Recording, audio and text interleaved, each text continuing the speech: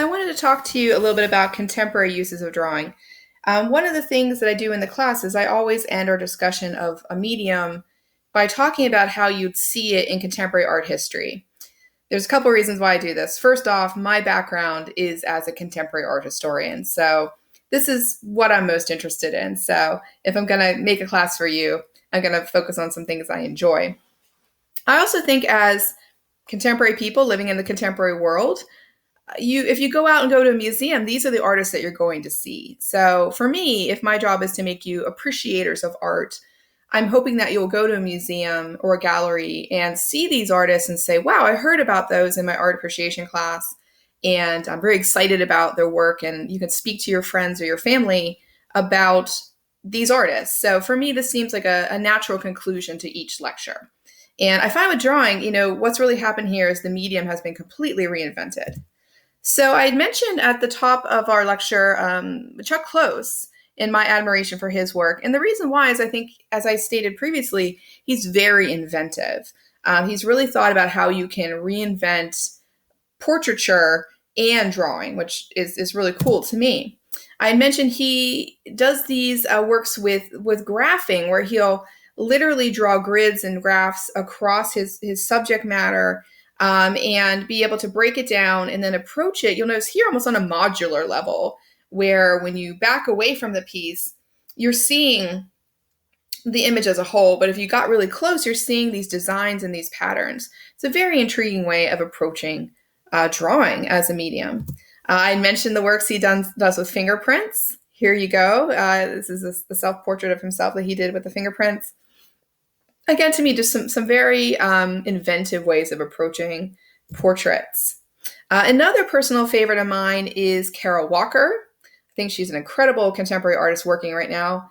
And she started out challenging drawing by creating these pieces that were about African American culture and history. So she's looking at identity politics through a very sharp lens.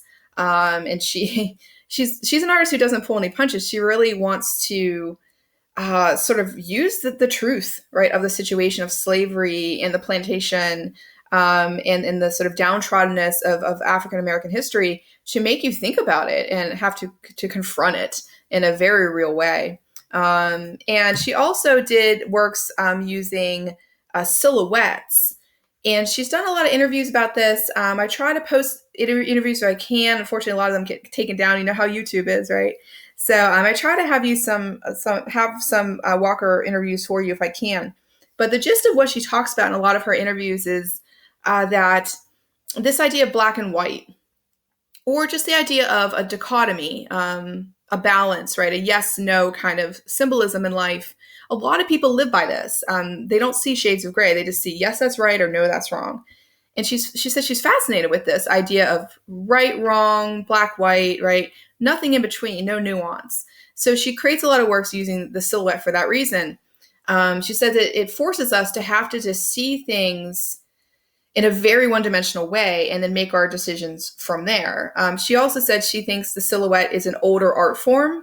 So it gives this kind of strange historical context to it that aligns with the time of slavery and plantation culture, and makes you have to think about those overlaps.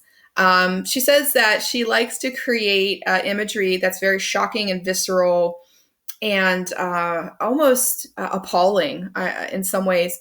And she says, I create these horrific circumstances, I put them out there, and I let you decide. Does it shock you? Does it not shock you? Does it upset you? Does it not upset you? And she really has a mindset that a lot of contemporary artists have, which is that the viewer is responsible for the response to the artwork.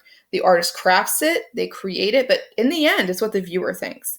And as a contemporary art historian, I think that's a fascinating way to approach art making. A lot of older art is about, let me tell you how to view this object.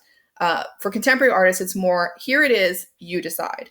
So she creates these giant pieces. We call them installations. We'll speak more about them when we talk about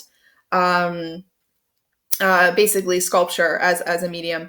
And she creates these sort of giant installation pieces where she kind of creates this diorama that you sort of place yourself within. And this is one that was done at the High Museum in Atlanta, and it is still there to my knowledge. So if you ever wanted to go see one of her pieces in person, Atlanta's not too far. You could go there and see it in person. Here she is installing one of the pieces. What I also think is cool about her work is that it can be portable, right, to different locations and different places. And you can go to these different places. You can go to different museums and see the same artwork. If you're a collector, it's easy to collect this work because they're literally stickers. So that's kind of fun. And it's easier to put it into your home, let's say. I had mentioned William Kentridge and how he uses drawing. He's really interesting. He creates charcoal pastel drawings like you see here, and he photographs them frame by frame. So he makes a drawing, he'll photograph it, he'll make another drawing, he'll photograph it, he'll make another drawing, he'll photograph it. And he creates these like movies essentially.